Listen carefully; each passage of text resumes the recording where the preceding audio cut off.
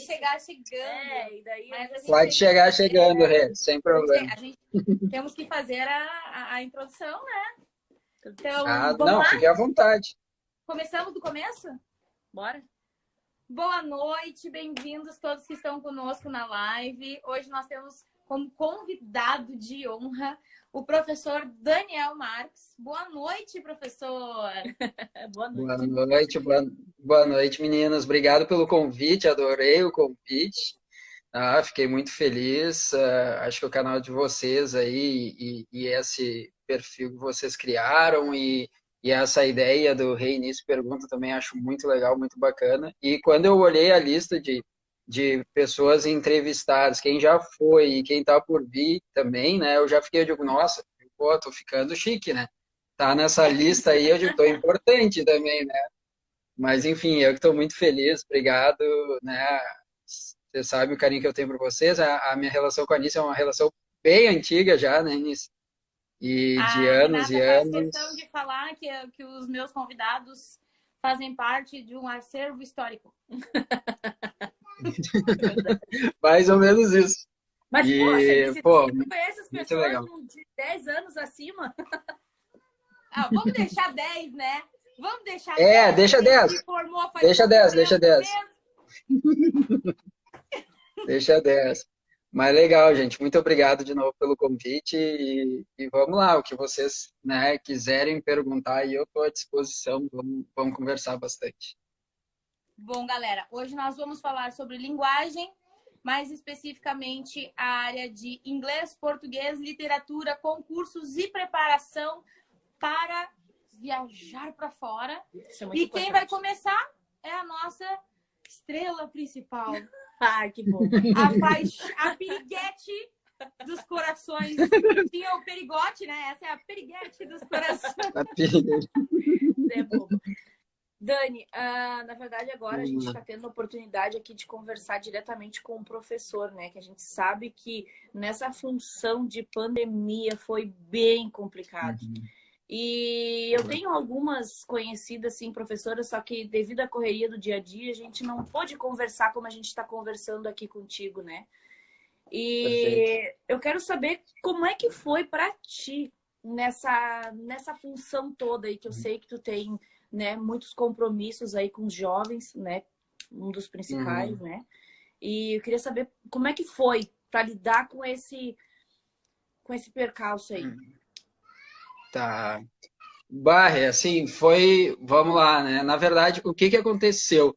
Como eu tinha um pouco já de know-how de trabalhar com cursos online já antes da pandemia, a parte, assim, digamos, funcional da coisa, tá acostumado, por exemplo, com plataformas como Zoom, como Google Meets, que foram as plataformas, ferramentas que a gente utilizou na época de pandemia e que a gente segue utilizando agora, na verdade, né?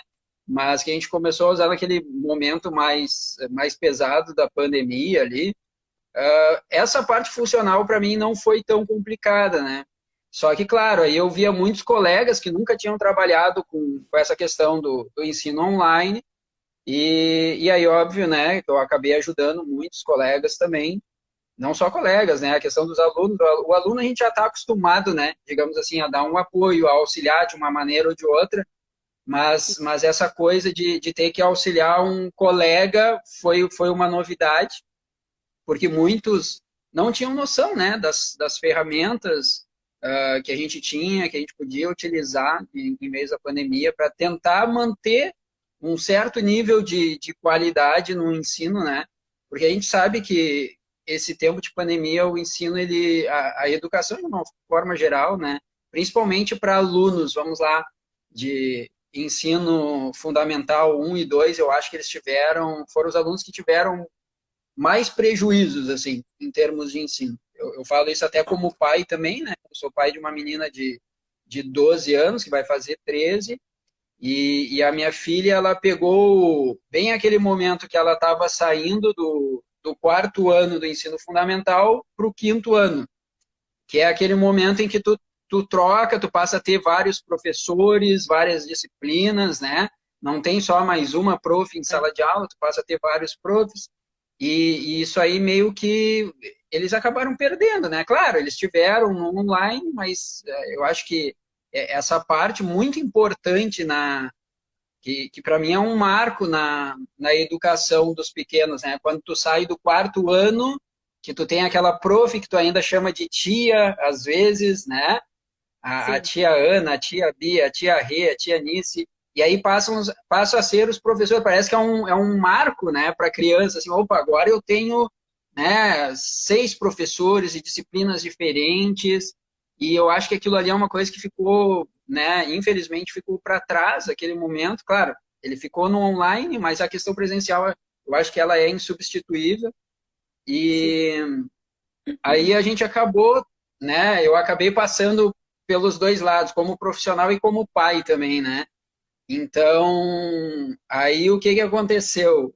As pessoas, elas têm aquela falsa impressão de que o professor trabalhou menos, né? Isso É, aí eu ouvi muito, principalmente no início da pandemia, né? Tipo, agora os professores vão trabalhar menos. Bom, vamos lá. Muito pelo contrário, porque a gente saía de uma aula, entrava em outra, era simplesmente sair de um link para apertar outro link para entrar em outra turma. Isso aí não mudou nada. O que mudou, na verdade, eu acho que o acúmulo de tarefas que a gente teve, né? Vamos lá, vocês passaram por isso também.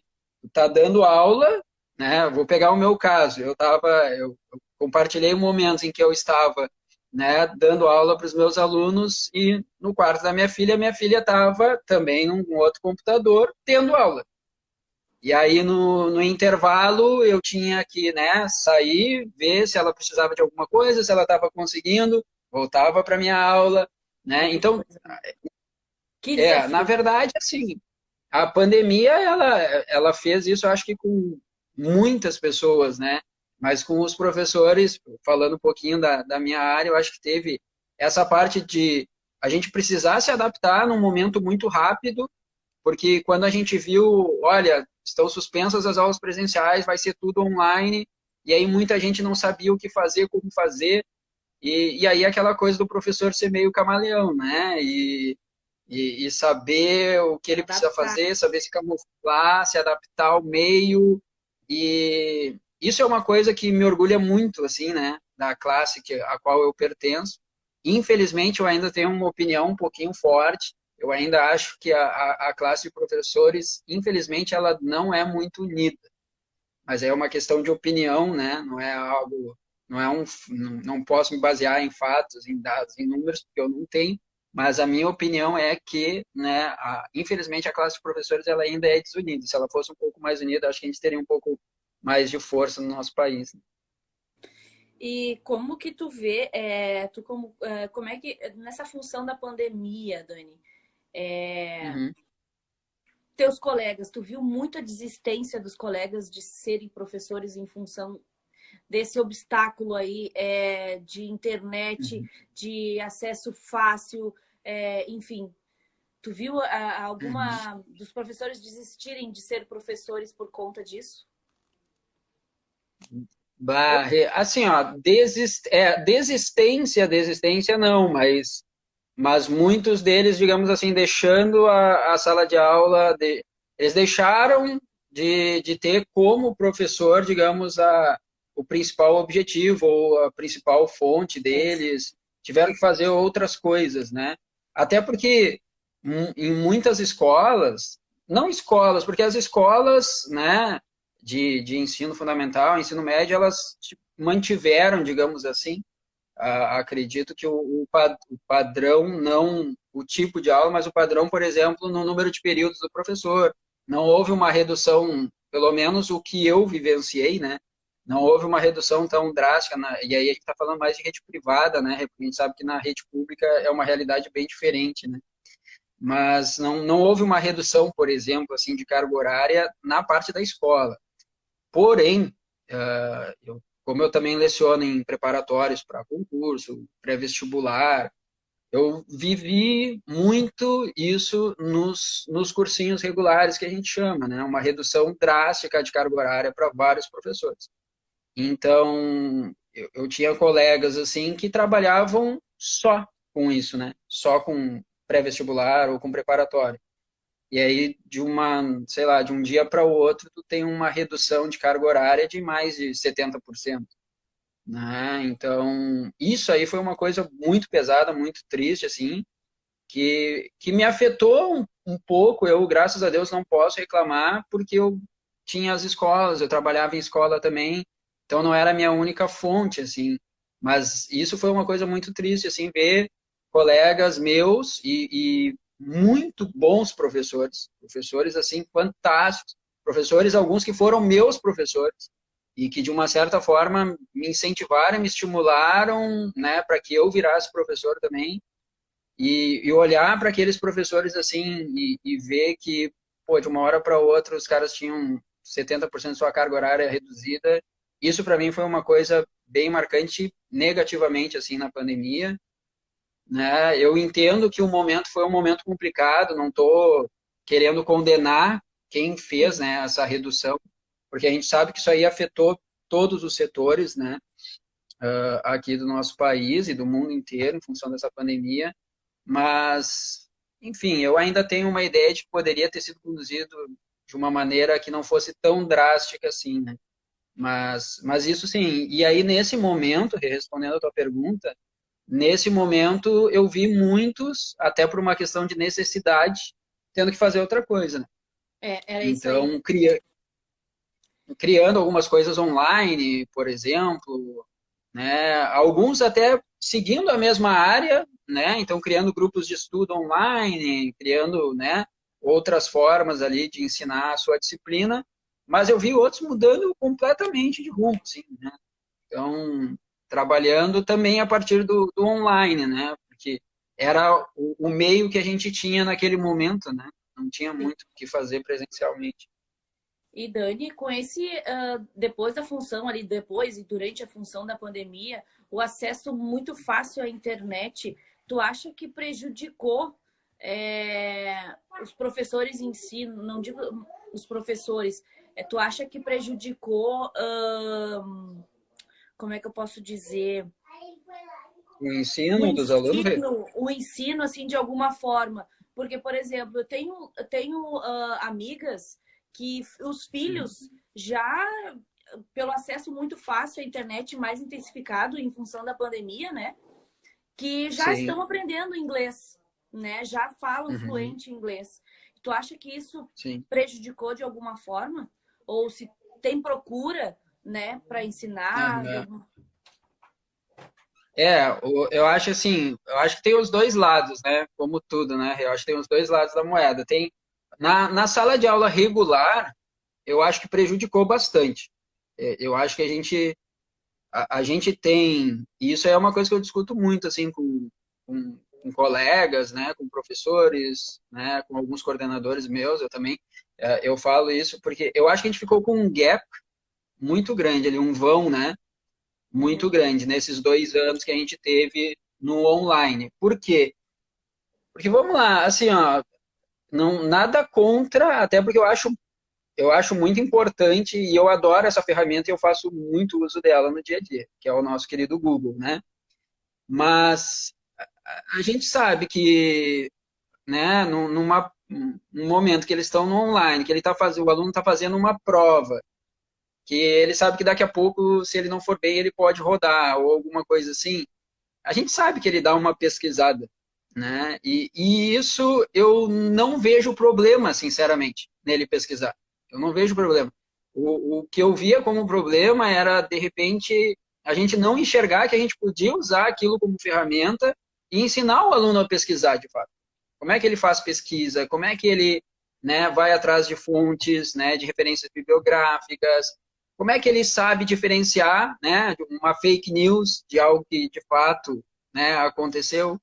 Então, eu acho que isso a gente podia ter trabalhado muito mais, assim, não ficar demonizando, entre aspas, aquele aluno que foi ali, pesquisou e por isso que ele passou, sabe? Ele está inserido no meio que ele tem todas as ferramentas à sua disposição. Eu acho que faltou um pouquinho isso. Só que, ao mesmo tempo que a gente acabou não ensinando muito bem, e aí, de novo, eu estou generalizando, mas eu sei que em alguns lugares a gente trabalhou bastante essa parte da pesquisa, né?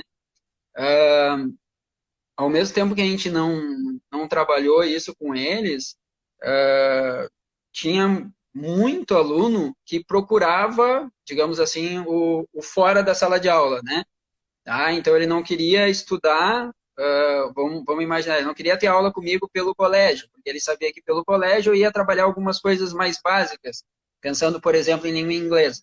Não, ele queria aprender a falar, ele queria se desenvolver na língua inglesa, porque um dia ele quer viajar para fora. Então eles acabavam procurando um curso, né, específico de língua inglesa, né, justamente para isso. E aí cresceu, já vinha crescendo, na verdade, né, mas aí eu acho que ganhou uma proporção muito maior os cursos de língua estrangeira online, né? Alguns muito bem feitos, muito bem elaborados, alguns até com professores nativos, porque daí agora, né, tu liga o celular, tu consegue estar estudando com um americano, né? Ou seja, facilitou muito, né? E tu dá esses cursos online, Dani? Do cursos online.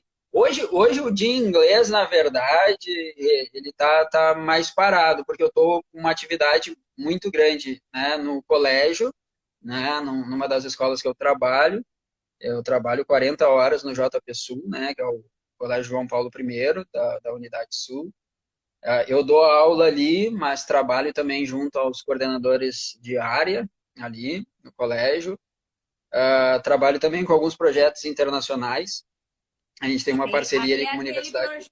É aquele projeto que nós conversamos aquele dia, que inclusive tu vai falar um pouco para nós também, que é a Isso. preparação dos jovens. Eu quero saber bastante. Ele é o padrinho dos Isso. jovens que estão estudando um idioma estrangeiro para fazer intercâmbio. Isso. E aí a gente tem... A gente quer saber, queremos saber sobre isso. Até mesmo eu tenho bastante clientes também que os filhos estão se preparando para ir, outros já foram. E eu quero saber mais aí sobre essa informação. Como é que está sendo essa demanda aí? Está sendo bem procurado? Isso. Depois do momento ali mais forte da pandemia, as coisas vão começar a voltar um pouquinho ao normal, né? E aí sim, né? Isso aí já é um desejo, eu acho que antigo nosso aqui, né? O porém é que tem muitas lendas, né? O pessoal que vê de fora, assim, acha que às vezes acha que é muito fácil, né? Estudar lá fora, às vezes acha que é muito difícil, né? É impossível. E imagina, né? Quando a gente fala, por exemplo, uma pessoa aí se preparando desde agora para pegar, por que não, né? Tentar, de repente, uma bolsa numa universidade lá fora, tipo Harvard, que a gente vê tanto nos filmes, Princeton, enfim, né? Essas universidades que têm um nome maior, parece uma coisa muito surreal, né? Parece uma coisa muito distante e muito difícil. Inalcançável. Só que... Exatamente. Parece coisa de filme. Não, é só coisa de filme, né? O pessoal acha que é coisa de filme. Mas, na verdade, o que falta é um pouquinho, né, de conhecimento, né, acerca daquilo que a gente precisa para conseguir isso e de fato, se preparar, né? Porque a preparação, ela não começa, e eu acho que aí é que está o grande problema. A preparação não começa na terceira série do ensino médio, né? Algumas pessoas acham, lá na terceira série do ensino médio, eu vou me dedicar a isso, eu vou fazer uma prova e eu vou estudar numa universidade americana. Olha, a chance disso acontecer é muito, muito, muito pequena, né? Por quê? Primeiro porque a maioria das universidades, elas não aceitam tão somente uma prova, né? Isso aí, as pessoas acham que é só fazer uma prova, e aí as mais famosas que a gente tem é o TOEFL, né? Que é um certificado de proficiência, e o IELTS, acho que hoje são os nomezinhos mais fortes, mas aí eu já vou dar uma dica para o pessoal de vocês também, tá? Essas provas são provas muito boas, muito bem reconhecidas, né, e que são aceitas em quase todas as instituições lá fora, mas tem uma que o pessoal às vezes desconhece, às vezes nem sabe que existe a prova, e que ao contrário, vamos lá, pessoal, vai me falhar o preço, tá? Mas o certificado hoje vai girar em torno de mais de R$1.200, mais ou menos, tá? O IELTS, se a gente pegar o IELTS, está em torno disso. O TOEFL está um pouco mais barato, tá?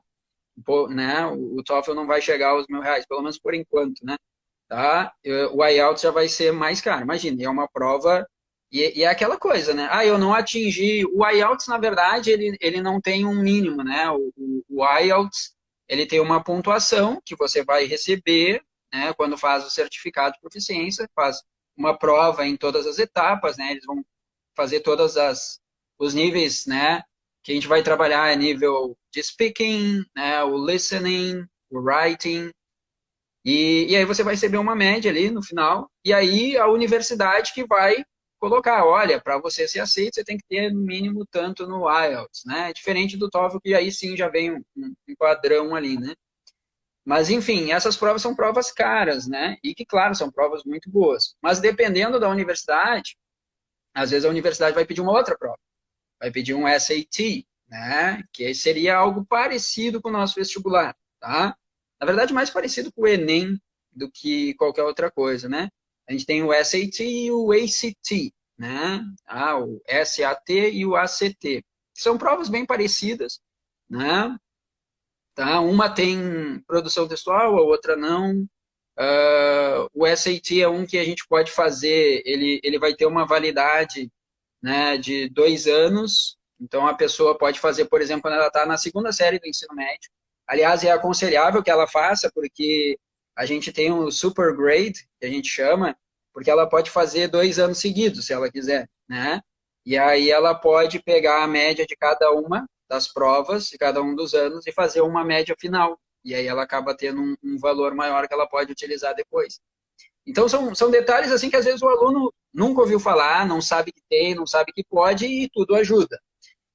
Mas isso eu estou falando só de uma das coisas, né? Que é a questão da prova. Já vou deixar a dica, porque senão depois eu esqueço, tá? Tem uma outra prova, né? Tem uma outra prova que as pessoas conhecem o aplicativo, mas muita gente não sabe que existe o certificado de proficiência. Vocês já devem ter ouvido falar num aplicativo chamado Duolingo, provavelmente, né? Que é um aplicativo famosíssimo aí hoje em dia, né? Porque ele trabalha, né, com essa questão de ensino de idiomas de uma maneira bem lúdica, bem legal, um aplicativo show de bola e que eu recomendo. O Duolingo tem um certificado de proficiência chamado DET, que é o DET, que é Duolingo English Test. E ele custa $49. Ou seja, né, hoje o dólar está assim, 4 vezes 5, 20. Vai dar R$ 200. Né? Então, é isso? Não, 5 vezes 5, 25. É a matemática, né? Por isso que eu fui para letras, né? Mas, enfim, vai dar 250. 250, desculpa. Por isso que eu fui para letras, né? Mas, enfim, matemática sempre... aproximou. R$ 250, muito mais barato que os outros, e ele também é aceito em quase todas as instituições americanas hoje lá fora. E ele custa $49, e detalhe, a pessoa pode fazer online, tudo online, não precisa sair de casa, faz tudo ali bonitinho, ele é bem parecido com os outros, tá? Tem gente que diz que ele tem um nível de dificuldade um pouco mais baixo, mas, enfim, ele é um certificado que eu acabo recomendando muito para os alunos, até porque ele vale muito em termos de valor, né? E fora que ele é aceito. Hoje tem, vamos lá, gente, mais ou menos 5.000 instituições, tá? Americanas, e aí falando de faculdades e universidades, né? Que trabalham com essa, né, com essa parte de alunos que venham de foreigner, né? Foreign countries, né? De outros países. Então, se tu pegar dessa lista aí, 85% vai aceitar. Então, vale muito a pena. Só que daí é isso que o advisor, é esse trabalho que eu faço com eles, né? Que é o conselheiro, no caso, que é o advisoring, que a gente chama, que faz tudo isso, porque cada instituição tem a sua peculiaridade, né? Então, daqui a pouco a Rê, ela quer estudar em Princeton, ela vai dizer, Dani, eu quero ir para lá, o que eu preciso? Aí eu vou te dar toda uma lista, os pré-requisitos, o que tu precisa de fato para poder estudar lá. Aí daqui a pouco tu vai dizer, eu queria fazer o TOEFL. Aí eu vou dizer, mas não tem necessidade, porque eles também aceitam o DET. Então faz o DET que é mais fácil. Mas eu queria fazer o DET. Não, mas aqui só aceita o SAT. Então, a gente vai ter que se preparar para fazer o SAT. Então, cada universidade tem sua particularidade. Mas, né, a gente tem normalmente ali uma lista de provas e de pré-requisitos que a grande maioria aceita. Isso é um pré-requisito, tá? Dani, Que é só a prova. E me diz uma coisa, na época em que nós estudávamos, Existia uma sistemática muito mais rígida, porque além das provas, havia uma avaliação curricular, né, a Perfeito. longo prazo. Como é que funciona isso? Continua da mesma forma, né? Tipo, Segue existindo, Rê. Rê, não, desculpa, Anice. Tá? Tava falando com a Rê. Sou com a Anice. Apertei o Por favor. botão. Tá? Parece a minha mãe, quando vai chamar a mim ou meu irmão, né? E daí Chama começa, todo mundo, né? menos quem Diego, ela quer. Daniel. Diego, Daniel, às vezes sai até Luana, Caetano, até chegar no que ela quer, né? Até os netos dele. Mas, enfim, nisso, assim, ó, ainda tem, e eu diria para ti que hoje isso tem um peso maior do que a prova.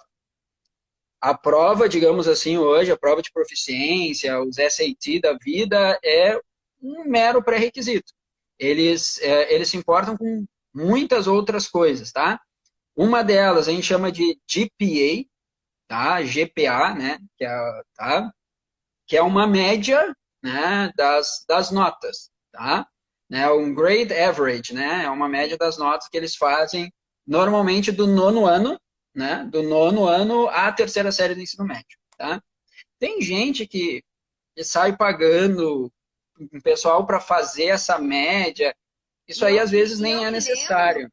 eu me lembro de um colega meu que chegava Aham, podre de cansado, porque ele já dava aula no cursinho pré-vestibular, quando a gente fazia faculdade de letras, mas que ele tinha uma preocupação muito grande, porque ele treinava, ele fazia textos, writings longos, por causa de aham, uma das avaliações que era considerada, que era a carta de pedido para entrar na instituição, uhum, né? perfeito. Também continua com avaliação, com um peso. Continua, aliás, a carta é de extrema importância, tem a carta do professor, porque quando o aluno Recommendation, ele né? vai quando ele vai se submeter, né, quando ele vai fazer a tentativa essa de ingresso, na verdade, cada tentativa a gente pode colocar hoje, se eu não me engano, por até 12 instituições, tá?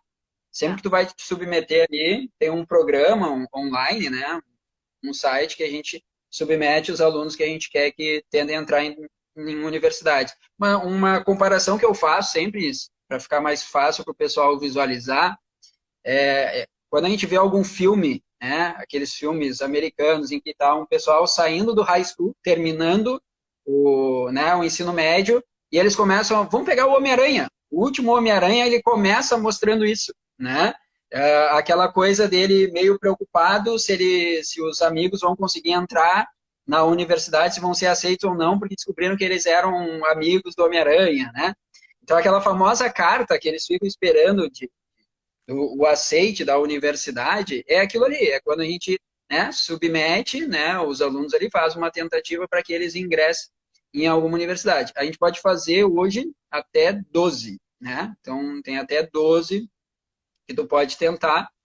E aí eles vão levar em consideração vários fatores. A prova, a carta, que é uma carta também escrita por eles, e também por um professor que os acompanha.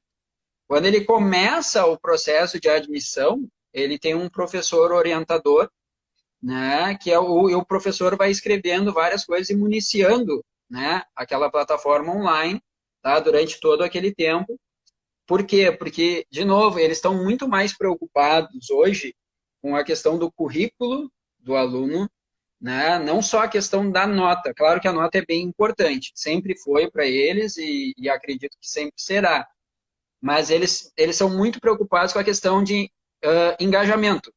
Se o aluno é engajado, por exemplo, em algumas questões sociais, se ele participa, né, tá, de algum grupo, né, se ele tem, né, vamos lá, aqueles trabalhos extracurriculares, isso é uma coisa muito importante na hora da admissão. Isso aí também pesa demais.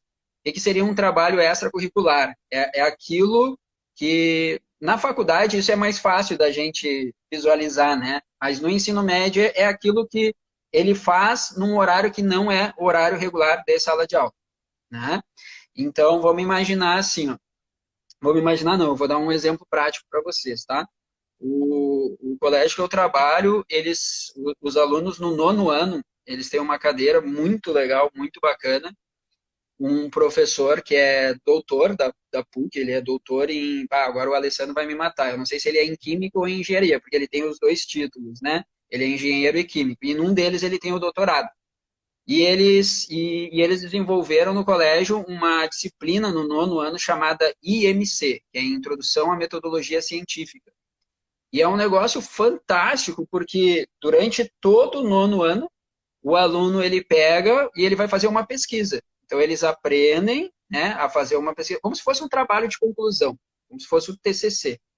Então, ele vai ter que fazer uma introdução, ele vai ter que desenvolver toda a pesquisa, ele vai ter que utilizar fontes fidedignas, não pode ser aquela coisa de Ctrl+C, Ctrl+V, e ele termina de uma maneira muito legal, e olha eu fazendo propaganda para o colégio, né? Depois o diretor vai ter que me... né? Mas, enfim, Dá um bom, né? eu, né? Tomara que ele esteja assistindo, mas, enfim, senão depois a gente manda para ele. Aí, mas é que é muito legal. Mas é que é muito legal, realmente. Não é por ser o colégio onde eu trabalho, mas eu acho um negócio fantástico. Porque o aluno ele começa já no 9º ano a aprender a fazer uma pesquisa, uma coisa que depois para ele lá na faculdade vai ser, nossa, para ele vai ser muito mais fácil. Vai ser mais Ele fácil. já vai saber, exatamente, ele vai saber o que é um trabalho científico, como é que se faz, como é que se busca. E o detalhe, gente, no final do ano, para ele passar na disciplina, ele tem que apresentar a pesquisa, ele apresenta esse projeto para uma banca. Só que detalhe, a banca é formada por professores da URGS, da Unicinos, da PUC, não é gente do colégio, é gente de fora. Então, estou pegando esse exemplo porque isso aí conta como atividade extracurricular, por exemplo, para o aluno. Né? O aluno que daqui a pouco faz um curso também fora. Exatamente, um aluno que faz um curso fora. Ele está fazendo um curso relacionado, e aí pode ser relacionado a qualquer área, né? Tá? Desde que ele tenha um certificado e aquilo ali conte como horas, né, que ele faz fora da sala de aula.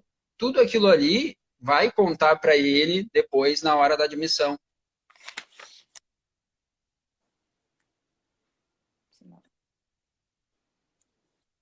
Sinal ficou fraco, Dani. Aqui foi.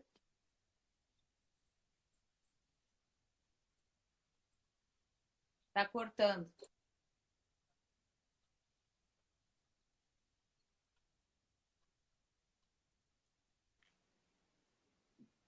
Caiu.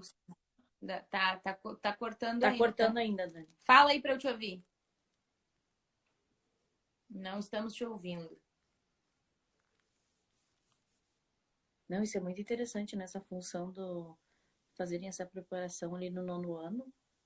É muito bom. Sim, por que eu perguntei? Porque quando nós estávamos... Voltamos. Eu estava aproveitando a ausência e comentando sobre ali, né? Porque eu estava comentando com ela que na época em que nós estudávamos, nós fazíamos o curso de letras, antes de... para quem não sabe, né? Eu sou formada em inglês e espanhol e o Dani é formado em inglês e português, né? Nós dividíamos algumas disciplinas na faculdade e outras não, óbvio. Mas como nós fazíamos o inglês como curso paralelo, né? Existia muita essa preocupação com relação ao sistema de aceite, de filtro, a avaliação, como funcionava isso. E o Dani, como alguns dos outros nossos colegas, que até eu ia mencionar aqui, eu vou deixar o Dani voltar para eu falar sobre essas pessoas. Eu tava falando sobre um assunto que tu já sabe, que era o quanto o Dani naquela época se dedicava, né, preocupado, até porque na época em que eu fui fazer o curso de letras, porque eu entrei numa parte da administração que exigia um pouco mais do conhecimento da parte técnica para poder fazer tradução juramentada, inglês e espanhol. E o Dani entrou porque entrou uma regulamentação que ele já tinha especialidade, ele já tinha conhecimento na área, porque ele já tinha uma formação, mas ele não tinha habilitação específica em português e inglês. E entrou uma lei federal que exigia a habilitação específica para que se pudesse trabalhar como licenciado naquela área. Então, ambos já graduados, eu por um motivo e ele por outro, fomos cursar inglês em paralelo, né? O Dani ficou com o português, eu fiquei com o espanhol e a gente de vez em quando briga, porque ele posta as perguntas de português, eu não me atrevo a responder. E ele tá me devendo umas aulas que eu disse para ele que nós vamos trocar. Ele vai me dar umas aulas de redação e eu vou dar umas aulas de espanhol para ele. Mas o que eu tava falando para Rê é que já naquela época se observava muito isso, o que as universidades americanas, e não são só as americanas, né? Tem algumas outras universidades em outros países que também têm esse foco muito legal, que eu acho a minha opinião, óbvio, que deveria ser aplicado também no Brasil, que é essa questão do engajamento. Por quê? Aí, agora eu vou apanhar. Vou apanhar, que olha só.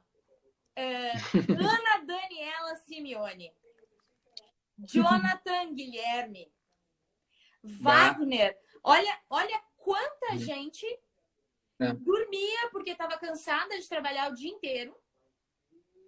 Chegava correndo enlouquecido e hoje são os melhores profissionais na área de educação que eu conheço. Eu não conheço aluno, inclusive pelo contrário, né? A grande maioria dos alunos do Johnny e do Dani me diz: ai, tu é amiga dele! Ai, ele é maravilhoso! Ai, que não sei o quê. Então, significa o quê? Que a questão de tu não ser o aluno que só tira 10, mas aquele aluno, como as nossas professoras diziam, né? A Claudinha era apaixonada pelo Dani porque o Dani lia tudo que era livro que ela dava. Ele escrevia 20 vezes os textos para memorizar. Então, é importante essa coisa da avaliação geral, né? Do aluno. A gente vê alunos que têm dificuldade, mas que se tornam profissionais excelentes, e alunos que só tiram 10 e que às vezes nem se tornam profissional em área nenhuma, né? Perfeito. Sim, até porque, né, Nice, é aquela velha história, né? E eu falo isso para minha filha, não que eu não seja uma pessoa exigente com ela, porque eu exijo muito assim o esforço e a dedicação dela, né? Agora a nota, para mim a nota, ela não mede conhecimento, e eu não falo isso da boca para fora. Eu acho que a nota ela mede, na verdade, um conjunto de fatores, né? Um pouco do conhecimento, um pouco do estado de espírito da pessoa naquele momento que ela está fazendo a prova. Né? A gente viu muito isso agora na pandemia, né? Alunos, né, voltando, digamos assim, para o presencial. Eu presenciei isso, gente. Assim, os alunos iam fazer uma prova tremendo, com crise de ansiedade, né, enfim, com um monte de coisa, assim. Então, eu tento tirar um pouco esse peso, né, da minha filha e também dos meus alunos, sabe? Quando o aluno vem e diz, ô, senhor, eu tô chateado porque, né, e às vezes, assim, é uma nota boa, né? E tu conhece o aluno, tu convive com ele, tu sabe que daqui a pouco, ele errou alguma coisa por desatenção, e tu sabe que ele, né, no dia a dia, ele tem um know-how, ele conhece, ele tem o conhecimento daquilo ali, e que ele acertaria exatamente, em outras 10 ele acertaria 8, 9, quizás 10 vezes, né? Mas ali ele errou, e faz parte, e acontece, só que às vezes aí eu acho também que muitos pais acabam colocando uma pressão muito grande nos filhos também, né, Nice, para isso. E aí eu acho que quando a gente chega na né, lá na faculdade, aí eu acho que a gente, como aí a faculdade a gente já está mais adulto, às vezes a gente ainda traz isso um pouco, mas a gente começa a se despir um pouquinho disso, né? Embora alguns tentem assim, né, de novo, não, mas eu tenho que tirar 10, eu tenho que ser o nerd da turma, ou alguma coisa assim. Mas é que nem tu falou, tipo, né, eu passava anotando e escrevendo e reescrevendo os negócios, porque eu sempre gostei de memorizar, por exemplo, aquilo que eu ia falar e as aulas, né, porque eu achava que, de uma certa forma, na verdade, num primeiro momento, isso foi uma imposição, eu vou fazer uma revelação. Isso foi uma imposição, porque eu comecei a dar aula em preparatório para vestibular muito cedo, né? Aliás, eu comecei isso em 2005, né? Daqui a pouco eu vou fechar 20 anos aí só de pré-vestibular, né? E, e naquela época, ainda era uma época assim, ó, o que eu acho bobagem, né? Eu achava naquela época e sigo achando, mas enfim, eu acho que hoje eles já diminuíram um pouquinho isso, mas eu lembro que na época que eu fui dar aula nesse pré-vestibular, que era um pré-vestibular de nome, e segue sendo um pré-vestibular de nome, e era aquela coisa assim para mim, eu, pô, com 21 anos, eu naquele pré-vestibular, trabalhando com caras assim que eram referência em tudo que era área, né? Eu digo, pô, eu tenho que fazer dar certo, né? E só que eles tinham uma coisa do tipo, tu entra em sala de aula, tu não pode levar uma colinha, uma folhinha com o teu roteiro de aula, de repente. Eu acho isso uma bobagem. E eu acho que isso deixaria, de repente, a aula até melhor. Mas era uma política do curso, porque eles achavam que se tu fosse com um esqueminha ali, um roteiro de aula ou uma colinha, tu ia demonstrar menos conhecimento, né? Enfim, né? E aí o que que acontecia? Acontecia isso, né? Eu muitas vezes tinha aula lá com a Anis, saía da aula, acho que nossa aula terminava umas 10 e pouco da noite, às vezes eu chegava até atrasado. A gente Às vezes eu ainda chegava atrasado. para pegar o... Aham, exatamente. Não, e fora que às vezes eu chegava atrasado e pedia para a Alice colocar o meu nome na chamada dos primeiros períodos, né? Porque eu estava dando aula antes, aí ia correndo, ia para lá. Isso eu não sei, eu É. nunca fiz isso. E aí, o que que acontecia? Depois eu chegava em casa, sei lá, eram umas 11 e pouco, e eu ainda ficava, porque no outro dia de manhã eu tinha que dar aula e eu tinha que estar com tudo memorizado. Então, eu chegava, às vezes ficava até 1 hora da manhã ali, repassando os negócios, gravando. Mas, ao mesmo tempo, isso aí foi bom porque me ajudou muito, né? Me ajudou muito no desenvolvimento. Mas eu acho que não é isso que faz o professor. Eu acho que tem... Tu chegava às 1 da manhã em casa, quando não tinha que carregar a Anice no colo. Durante 6 meses, verdade. né? Durante 6 meses. Aí vou contar para vocês. No nosso segundo ano de faculdade, eu fui... Tentaram me assaltar, descendo a lomba do IPA. E eu tinha os meus guardiões que estavam sempre comigo, o Johnny e o Dani. E se não fosse eles, né? Eu não teria nem concluído a faculdade. E na tentativa de assalto, o cara passou correndo, me puxou a mochila e eu desci rolando. Olha, é cômico agora, né? Mas na época eu me lembro do Dani desesperado atrás de mim. E eu tive uma fratura exposta. Da fratura exposta eu tive que colocar pino, tive trombose e fiquei durante 6 meses assistindo todas as aulas. Gente, eu não perdi uma aula. Por quê? É verdade. Porque existia um revezamento entre Fabiano, Johnny, Wagner e Dani, que me buscavam em casa, me levavam para aula. E quando nós tínhamos aula no segundo piso, que ainda não tinha elevador, eu era carregada no colo. Olha que lindo. É verdade. Ai, que tudo. Tá, mas agora eu quero fazer o tira-teima com ele. Vai, agora nós vamos deixar... Porque assim, ó... Tira-teima. Quase 1 hora de live, porque assim, eu tava falando com ela, né? A vantagem da gente conversar com pessoas comunicativas é essa, né? A live, ela vai ficando interessante, ela vai se prolongando e se deixar, a gente fica a noite inteira falando, né? A gente gosta de uma resenha, né? Imagina, né? Falando aí, você falando e eu imaginando a situação. A situação toda, né? Ela tá se preparando para ir embora faz tempo. Agora ela vai querer fazer uma preparação contigo. E também tenho as filhas das minhas clientes, né? Que esse ano se concretizou. Uma das filhas de uma das clientes minhas foi embora. E assim, ó, um aperto no coração, porque daí a gente vem anos ali, né? Ela, vou embora. E eu saio. Vai pra onde, menina? Pelo amor de Deus. E é assim direto, né? E esse ano se concretizou, a gente... Aí eu fico imaginando, nossa, é uma preparação, assim, embora presenciar isso, né? E aí tu falando e eu imaginando, gente, não é só o que ela tá me dizendo ali, também tem tudo isso que tu tá dizendo, né? E é bem... Sim, tem muita coisa. Não, anota aí, próxima aluna, Renata Machado. Ai.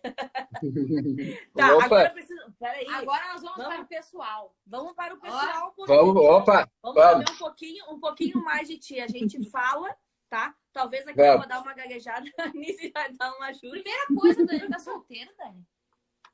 Opa! Solteiro. Isso. Opa, Não consigo. gurizada! Não consigo ficar casado. Tô Agora, solteiro. dizem por aí que os homens muito inteligentes têm dificuldade para arranjar uma mulher depois dos 30, né? Ai, ai, ai. Ah, minha dificuldade Cara, começou hoje. Parceiro. Que o cara que é bonito e inteligente, que não arranjou mulher jovem, depois dos 30 começa a ficar cada vez mais exigente, começa a ficar mais chato. Mas a minha filha me deu uma trollada esses tempos. Eu vou contar em 30 segundos. A gente estava vendo um filme, eu não me lembro qual era o filme, mas era um cara perto dos 40 anos ali, com uma filha e solteiro, assim. Aí a minha filha olha, papai, é tu? Eu digo, legal, né, filha? Aí eu veio o pior depois. Ela disse, papai, não adianta. Tu vai ter mais umas quantas namoradas, mas tu não vai casar. Tu vai morrer solteiro. Ela pega Assim? dele, né?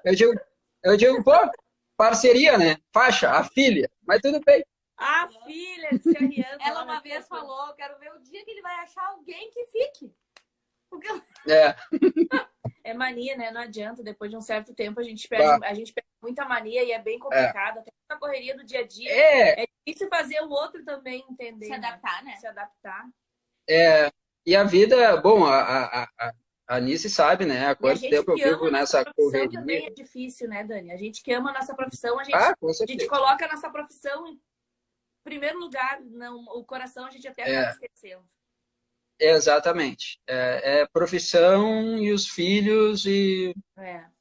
é aquilo Hoje ali, entendeu? uma cliente da Rê, a nossa amiga Claudinha Medeiros, falou uma coisa que é verdade. É. Né? Ou tu encontra alguém que tenha as prioridades. Nós não estamos falando de pessoas iguais porque isso não existe, né? Mas ou tu Não encontra existe, alguém que exato. tenha prioridades paralelas, ou não vai dar certo. Uhum. Perfeito, é isso aí. É isso aí. Tá, É vamos isso. lá. Vai lá. Vai Tira- agora. Vamos lá, agora vamos. Tira a teima da Renata. Ai, não, nossa. Tá. Ela bota no meu. Tá, eu tenho Ai, que loucura. Dani, Eu uma respondo cor. com uma palavra, Vamos como é que começar é? uma facilzinha. Cor. Vermelho. Para, bobada. Churrasco ou galeto? Churrasco. Para, guria. Chu- Cozinhar ou lavar a louça? Cozinhar. Mar ou no meio do mato? Ah, pô, as duas têm suas vantagens, né? Tem. Hum. Meio do mato no beiro da praia. Também rola, né? Pode ser, né? Eu acho que o Loira mar. ou morena? Mar. Opa! Bah, Morena. ruiva? Para! Loira. Ruiva. Doce ou salgado? Doce ou salgado? Acho que o doce. E tem uma preferência aí entre a língua portuguesa e o inglês? Bah. Agora é o momento de Tem. ser demitido. Tem, ou não. não, eu vou fazer essa confissão. Tem. Eu amo as duas, assim, né? Vivo delas já há um bom tempo e adoro o que eu faço, mas eu sou mais da língua portuguesa. A Viu? Errei. A língua- portuguesa a língua portuguesa. muito- É isso aí. Então é isso. a língua portuguesa tem a língua portuguesa tem o meu coração, assim, porque até pela questão de falarem que ela é mais difícil, né? Então ela para mim sempre foi mais desafiadora fazer com que as pessoas entendessem, né, a língua portuguesa e não saíssem tão somente decorando um monte de regra e coisas assim. Então eu acho que a língua portuguesa e tem um pouquinho mais, embora eu não posso dizer que a literatura da língua inglesa ganhe para mim, assim, porque na verdade eu gosto das duas literaturas também, né? Mas eu acho que a literatura de língua inglesa, aí sim, a literatura ganha um pouquinho mais para mim do que a literatura em língua portuguesa. Embora eu ame Machado de Assis, ame os Agora clássicos. precisa abrir a tua cabeça e saber onde é que tá tudo isso, pelo amor de Deus. Por favor. Mas, Que tanta informação tem nessa cabeça aí. E é agitada, né, Rê? É agitado, não para, né? Não para, Não né? para. Mas eu acho que o estilo, assim, eu sempre tentei seguir muito o estilo americano, assim, aqueles Emily Dickinson. American Way of Life, American Way of Thinking, ou Think Out of the Box, sabe? Eu acho que isso aí eu acho que isso aí é fundamental para as pessoas, né? Tanto é que a gente falou bastante da questão, né, de universidade e faculdade hoje de noite e tal, falamos bastante disso, mas tem muitos, e aí eu falo muitos, até empreendedores, grandes empreendedores, que não dizem para a pessoa ter a universidade como primeiro objetivo, assim, depois que sai do high school, né? Eles até dizem, não, pode ser um objetivo, mas não precisa ser, né? A gente tem vários exemplos disso, não minimizando, e a gente sabe que é muito importante, né? Eu, pelo menos, parto desse pressuposto, né?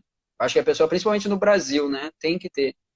Mas, vamos lá, se eu vejo muito pela questão dos concursos públicos, né? Que, vamos lá, a expectativa de vida está cada vez maior, né? A minha filha, eu não vou poder falar isso, porque a minha filha, ela já disse para mim que ela quer estudar fora, né? Então, eu vou, de uma certa forma, incentivá-la a isso também, né? Mas eu pensava muito assim, eu digo, pá, quando minha filha estiver ali na terceira série do ensino médio, ou talvez até na segunda série, eu vou dizer assim, pá, filha, olha só, o que tu vai querer fazer depois? Ah, pai, de repente eu vou querer fazer direito, ou eu vou querer fazer administração, ou eu vou querer fazer medicina. Vamos pegar medicina, que a gente sabe que é um dos cursos mais caros, ou curso mais caro, né? Em termos de faculdade, é o curso mais caro, em qualquer uma delas. Às vezes a gente sabe que o pai e a mãe não têm condição, né? De pagar, ou o próprio direito, dependendo do lugar, né? Direito também é caro em algumas universidades. Agora, se esse aluno tivesse condição, por exemplo, né? De conseguir meia bolsa. Tá, mas ele não conseguiria pagar meia bolsa se ele não estivesse trabalhando. Tá, e se ele passasse num concurso público antes de entrar na faculdade? E tivesse uma fonte de renda antes de entrar na faculdade? Será que já não facilitaria um pouquinho a vida dele? Porque a gente vê muito o caminho inverso, né? O cara vai lá, estuda direito, às vezes pega um monte, de bolsa, incentivo, alguma coisa que ele vai ter que pagar depois, tá? Tudo bem, mas ele faz o caminho inverso, né? Ele estuda, se forma, para depois fazer um concurso daqui a pouco, e às vezes um concurso de nível médio. Às vezes não é um concurso de nível superior. Mas ele está fazendo um concurso de nível médio por quê? Porque ele quer um sustento, ele quer alguma fonte ali. Então eu penso muito nisso. Eu digo, pai, se as pessoas invertessem um pouco isso, sabe? Pô, deixa a universidade para 2 anos depois, né? Deixa a universidade para 2 anos depois. Qual é o problema? Ah, mas eu vou estar com 20. Cara, tu vai ter mais 60 anos para viver, né? Pegando o que a gente tem de expectativa de vida hoje. Então eu acho que isso as pessoas podiam mudar um pouquinho, assim. Ou daqui a pouco, eu quero empreender, eu quero fazer uma coisa diferente e não tem faculdade para isso. Tá, mas então o que eu posso fazer para me especializar, né, para daqui a pouco conseguir trabalhar nessa área, né? A gente vê hoje, tem até faculdade de YouTuber, né, que era uma coisa que antigamente era ridicularizado. As pessoas diziam, eu vou ser YouTuber, né, e era motivo de chacota. Hoje a gente vê várias pessoas vivendo disso, várias pessoas vivendo de podcast, olha que negócio fantástico, né? Várias pessoas vivendo de podcast, né? Que é uma ferramenta também, outra coisa maravilhosa. Tu consegue escutando no carro, ele não consome tanto da tua internet, né? Tu pega esses Spotify da vida aí, não consome tanto da tua internet. É o novo rádio, né? Eu acho que as pessoas têm que se dar. Eu não me lembro quem foi que disse, pessoal, mas daqui a pouco vem. Mas um desses caras que eu estava falando, né? Desses empreendedores e tal, eu acho que foi o Gary Vee. O Gary Vee. Tá? Tem o Gary Vaynerchuk, tá? Que é um influencer aí, ele não é americano, ele é russo, mas ele mora nos Estados Unidos e é um cara fantástico. Gary Vee, eu indico muito ele, assim, eu acho muito legal. E ele é um cara que diz uma coisa que eu acho muito legal. Ele diz que, vamos lá, tu pega o celular hoje, o celular é a antiga televisão, né? O celular hoje é a antiga televisão. Né? É só a gente pegar esse... Nós lá em casa, não olhamos de forma alguma televisão. É só o celular. É no celular, sabe? De vez em quando a gente para na TV para ver um filme, né? Ficar com a pessoa no sofá, com a família. Celular ainda. Exatamente. Não, mas é bem isso aí, né? Então, as coisas estão ali, né? Então, eu acho que as pessoas não precisam ir contra, porque tem muita gente que gosta de demonizar também, né? Ah, é porque o celular causa vício, não sei o quê e tal. Não, eu acho que, vamos lá, nós pegamos essa época. O que que falavam pra gente da televisão? A gente não podia assistir muita televisão porque a gente ia ficar sequelado, porque ia fazer mal para os olhos e porque, sei lá, né? Demonizavam isso também. Agora demonizam o celular, entendeu? Então, o mau uso de qualquer coisa, né, tem que ser condenado, pelo menos na minha opinião. Né? Não vai a criança ficar ali 12 horas no celular, 16 horas. Bom, aí isso é prejudicial. Agora, a gente querer lutar contra isso, eu acho que não tem uma finalidade lógica ficar lutando contra uma coisa que a gente sabe que não vai vencer. Então, ensina a fazer o bom uso, né? Mas, enfim. Só falei do Gary Vee. E uma pergunta que é para responder rápido, porque eu sei que tu gosta de responder. Tá. Essa Desculpa. tua perspectiva da mudança, ela não vem, talvez, por causa da nossa experiência de já ter uma formação e acabar ter se encontrado mais velho, mudando de área? Com certeza. Com certeza, Nisso. Porque, claro, naquele momento, quando a gente, né, tinha os 20, 21 anos ali, a gente também surfava naquela onda, né, de que a coisa hoje eu estava fazendo esse exercício com um colega meu. Eu não sei por que me deu esse insight, assim, eu disse, cara, eu queria poder voltar no tempo e me encontrar quando eu tinha 20 anos, sabe? Ou talvez até um pouquinho antes. E dar umas dicas diferentes, sabe? Pro Daniel, assim. Tipo, ô Dani, olha só, faz isso aqui depois. Faz isso aqui depois que vai ser melhor para ti. Né? Não que não tenha sido bom e que eu me arrependa de alguma coisa que eu fiz, porque graças a Deus, né? Muito pelo contrário, dou valor a tudo que eu fiz. Eu acho que a gente tem que se arrepender daquilo que a gente não fez. A gente usa né? tudo que a gente aprendeu hoje, né? Claro, exatamente. Mas passar isso para os nossos filhos, para a próxima geração, sabe? Tem gente que me critica, né? Que diz assim, mas isso é muito pensamento americano, pensar dessas coisas. Eu acho que não, eu acho que pode ser meu pensamento, sabe? Achar que a pessoa pode deixar a universidade, de repente, para 2 anos depois. Quem diz que o aluno tem que sair com 17 anos do colégio e já entrar numa faculdade? Por que a gente coloca tanto isso na cabeça deles? Se a gente for seguir como exemplo aí a nossa experiência, a gente entrou na faculdade com 16, 17 anos, ou seja, tu não tem capacidade nenhuma nem de avaliar. E aí, com 19, 20 anos, tu tiver formado num curso que tu nem sabe se é o que tu quer. Exatamente. E aí tem desistência. A gente vai se encontrando assim. Eu falo para todo mundo que eu não posso reclamar porque eu utilizo o técnico em contabilidade, eu utilizo a administração, eu utilizo as letras, porque tudo culminou em alguma coisa útil. Mas em que momento essa experiência, que aí agora tu como advisor, como conselheiro, talvez não consiga trazer a realidade de quem está buscando algo maior, né? Perfeito. E às vezes até para passar para os pais também, né, Nisso?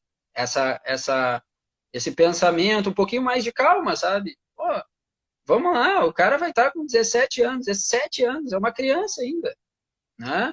É uma criança ainda, ele ainda tem muito que pensar, então eu acho que a gente tinha que mudar um pouquinho esse pensamento, sabe? De ficar... e é meio um tiro no pé isso que eu estou falando, porque eu trabalho com preparação para vestibular também, né? Então é óbvio que eu quero que aquele cara que está ali sendo preparado por mim, que ele passe, porque é o que ele quer naquele momento. Mas ao mesmo tempo eu diria para ele, cara, se não passar, não passou. Não te apavora, tem tempo ainda. Cobre tanto, cobra. Exato. E a gente vê isso de novo, né? As pessoas estão cada vez mais. A minha mãe é terapeuta de família e casal e psicóloga. Então, a minha mãe, o que tratou de pessoas nesse momento, e vem tratando ainda, né? De pessoas com esses problemas de ansiedade, crise de pânico, síndrome do medo, sabe? Coisas assim que cresceram exponencialmente por pressões que elas acabam sofrendo, muitas vezes, de pessoas da família, né? E às vezes a própria pessoa que pressiona, ela não se dá conta que ela está pressionando aquele outro indivíduo. Ele está pressionando uma criança de daqui a pouco 12, 13 anos. Isso aí foi uma conversa que eu tive com a mãe da minha filha, quando teve todo esse problema da pandemia, eu falei para ela, eu disse, Ju, olha só, eu acho que a gente, e foi uma coisa que ela concordou, então foi uma coisa muito legal, assim, a gente tem que se preocupar com a questão psicológica, a saúde mental da Luana. É isso que importa para mim nesse momento. Ela estando bem, vamos imaginar, pior dos cenários, rodou, faz de novo, vai saber mais depois, Com certeza. sabe? Alguma coisa vai aprender, vai levar para a vida. Agora, imagina eu vou ficar pressionando uma criança de 12 anos, porque tu vai rodar, porque se tu rodar, nossa, é o fim dos tempos, porque a vida vai virar um inferno. Pô, aí sim, né? Aí nada adianta tu querer depois preparar essa menina para estudar lá fora, porque ali no momento que tu já tinha que começar a preparar o mindset dele, a mente dele, né? Tu já tá fazendo um estrago que daqui a pouco é irreversível, né? Sim, exato. Mas enfim. Agora a gente precisa lá, ó, olha o tempo da live. Tem mais alguma coisa que ficou pontual? Deus o livre? Não. 10h07. Já Nós deu. estamos É que eu não gosto de falar. O nosso objetivo é não passar de perguntas. Não, tudo fez certo. tudo. Tá. Então, Dani, agora nós vamos aos nossos minutos finais. Escolheu a tua instituição? Escolhi Então fala para o nós. Asilo Padre Cacique. Asilo Padre Cacique. Até esses tempos, né, a gente fez num dos preparatórios para concurso que eu dou aula, a gente fez um aulão solidário, né? Porque eles estavam precisando de leite, né? De doação de litros de leite, e aí o ingresso lá do aulão era justamente, né? 2 litros de leite, que nós doamos também lá pro Asilo Padre Cacique, né? Então, eu acho que...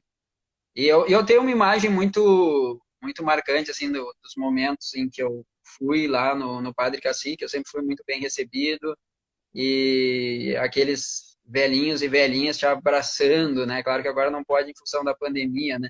Mas, sabe, aquela coisa de, pô, tu dá o carinho, né? Um abraço. Nesses momentos que a gente vê como um abraço faz a diferença para uma pessoa, né? É um negócio impressionante, né? E como a gente não dá bola no dia a dia, né? Um abraço, carinho, assim. Então, eu lembro muito dessas cenas, assim, que eu tive lá no Padre Cacique. Então, sempre que falo de alguma instituição, eu penso no Padre Cacique. Então, a nossa instituição dessa semana que a gente vai divulgar vai ser o Padre Cacique. A partir de amanhã, a gente vai divulgar aí para vocês mais informações sobre o Asilo Padre Cacique, que fica ali na Padre Cacique, próximo ao estádio do Beira-Rio. Vai passar mais informações também de como vocês podem fazer para entrar em contato. Normalmente, essas instituições, e aí agora nós vamos falar, tanto eu como a Renata, por prática, né? Essas instituições, elas carecem mais de visita do que de doação, né? Porque essas instituições de terceira idade, elas têm um déficit muito grande, principalmente esses lugares que têm um objetivo mais social do que... é mais filantrópico do que de cobrança, arrecadatório, né? Existe muita gente no Padre Cacique que não tem condições de pagar casas de repouso de alto nível. Então, realmente, existem pessoas lá que precisam de atenção e é por isso eles têm essa necessidade de contribuição. Mas eu não vou dizer que é fácil, porque nenhum dos dois é fácil. Nem a contribuição financeira, nem a contribuição solidária, a presença física é fácil. Todos os dois são difíceis porque a gente precisa trabalhar para ter dinheiro para doar, e se tu tá trabalhando, tu tem menos tempo para te disponibilizar para alguma coisa. Mas por experiência própria, eu estou dizendo para todo pessoal que está vendo nossa live, os que vão assistir, a presença física nos asilos, nessas instituições que cuidam de pessoas mais idosas, elas são incrivelmente satisfatórias para quem vai e para quem recebe. Eles são extremamente carentes desse tipo de coisa. Então, a partir de amanhã, a gente vai disponibilizar mais informações aí do Asilo Padre Cacique para todos os seguidores do Dani poderem entrar junto E vai ficar o nosso desafio. Quem assistir nossa live, vai lá no asilo para conhecer os nossos velhinhos. Leve amor, leve carinho, não precisa levar dinheiro, não precisa levar nada. Leve o seu coração para visitá-los, conhecê-los, conversar com eles. Eles adoram conversar, né, Dani? É verdade, adoro, adoro. E eu nem gosto, né? Então, bah, a resenha, Longa. a resenha é garantida, né? Bah, Deus ali. Inclusive, Dani, Mas é difícil fala. de conseguir se organizar, mas a gente podia fazer uma movimentação, né? Bah, eu sou parceiro, muito parceiro mesmo. Vamos marcar um dia, tu que conhece melhor o pessoal, marca um dia lá e vamos movimentar pra gente ir uma galera, um grupo pra visitar eles, pra conversar, pra tomar um Legal. café. Aí a gente arrecada algumas coisinhas, leva uns presentinhos de higiene, alguma coisa assim. Vamos lá, vamos agilizar isso aí. Tem uma professora muito amiga minha, professora de educação física, que ela também sempre que faz eventos, ela faz evento também arrecadando coisa para eles e ela faz também de juntar um grupo e ir para lá. Eu posso falar com ela também. Fechou. Eu acho que Ótimo. a Roberta, vou falar com ela, vou mandar uma mensagem para ela, se ela visualizar depois melhor ainda, né? A Robertinha Ortega, mas senão eu entro em contato com ela também. Deixa eu mandar um beijo aqui pra Vivian, que deu uma boa noite para nós duas. Minha prima? Tá. Deixa eu mandar um beijo pra ela. Tem mais alguém aqui, mas teve muita gente que entrou, não tô conseguindo encontrar. Fabiano, Isnel. Fabiano tá em todas, né, cara? Bruno Dubal. Ah, sempre, né? Amanda, Rodolfo, Mari, Fernando, Rodrigo, Ana, Vinícius, Fran, Aline. Bah! Uma galera. Gente, gratidão imensa pela presença de todos. Bruno Dubal aqui botou a rede mais. Desculpa dos nomes que nós não mencionamos, mas muito obrigada pela presença de todos. Muito obrigado. Um prazer imenso sempre. Eu sou uma das maiores fãs de um dos maiores. E aí eu não tô falando por puxa-saquismo, não. Quem assistir uma aula desse cara vai ver que eu tô falando a verdade. Inclusive, a Rê testemunha que eu falei pra ela, cara, eu vou pedir esse vídeo na íntegra e vou postar, porque esse cara nasceu pra estar falando. Entendeu? Professor Daniel Marques, muito obrigada. Muito obrigada por ter cedido esse teu tempo maravilhoso. Né? Quem precisar de aulas particulares, cursos para concursos públicos, meu professor preferido de inglês, né? Porque a gente troca, ele me ensina de graça, eu ensino ele de graça. Obrigado, gente. Pô, eu que agradeço. Muito obrigado. Que fez 5 anos de curso com o Daniel e nunca aprendeu nada. Ai, que mentira. Bah, não. Ô, Fabiano, não podemos deixar assim, né? Não, gente, pô, muito obrigado. Eu que agradeço. Vamos lá. Tá? Adorei. Obrigado mesmo. Tá? Beijo no coração. Um beijo para vocês. Fiquem com Deus.